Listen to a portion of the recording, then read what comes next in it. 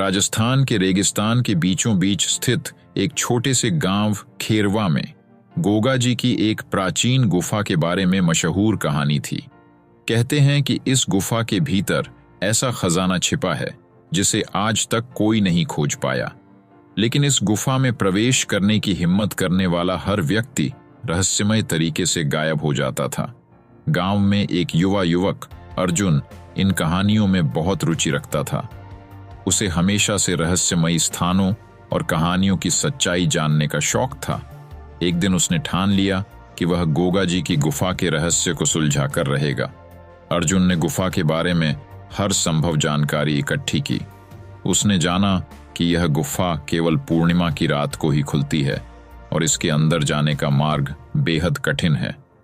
गांव के बुजुर्गों ने उसे चेतावनी दी, गोगा जी के गढ़ में जाने वाले कभी लौटकर नहीं आते। वह जगह केवल श्रद्धा और विश्वास के लिए है। लेकिन अर्जुन के दिमाग में सिर्फ एक ही सवाल घूम रहा था, आखिर वहां ऐसा क्या है जो अब तक कोई जान नहीं पाया।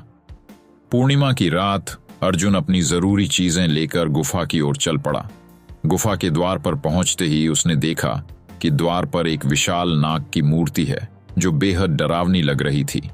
अर्जुन ने अपने डर को नजरअंदाज करते हुए गुफा में प्रवेश किया। गुफा के अंदर का माहौल बहुत ही ठंडा और अजीब था। चारों ओर अंधेरा था, लेकिन दीवारों पर लगे प्राचीन चित्र रहस्यमय कहानियों को बयां कर रहे थे।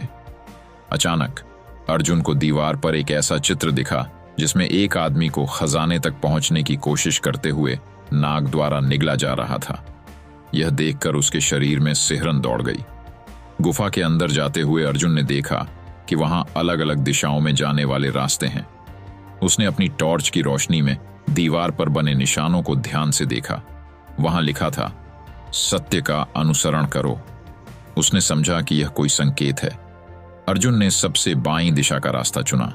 रास्ता संकरा था और वह धीरे धीरे आगे बढ़ रहा था। अचानक उसे ऐसा महसूस हुआ जैसे किसी ने उसके पीछे कदमों की आहट की। जब उसने पलटकर देखा तो वहां कोई नहीं था। उसने खुद को संभालते हुए आगे बढ़ना जारी रखा। आगे बढ़ते हुए अर्जुन एक बड़े कक्ष में पहुंचा। वहां एक प्राचीन सिंहासन था और उसके चारों ओर सोने चांदी की वस्तुएं बिखरी हुई थी।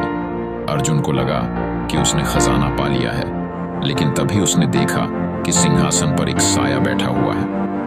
कौन हो तुम? अर्जुन ने कांपती आवाज में पूछा। साया धीरे धीरे खड़ा हुआ और बोला, जो यहाँ आता है उसे अपना इरादा साबित करना पड़ता है।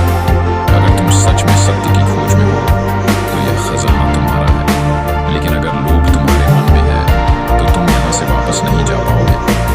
अर्जुन ने जवाब दिया, मैं यहाँ केवल इस रहस्य को सुलझाने आया हूँ।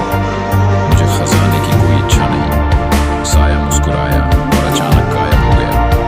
गुफा की दीवारें हिलने लगी और अर्जुन को लगा जैसे गुफा गिरने वाली है।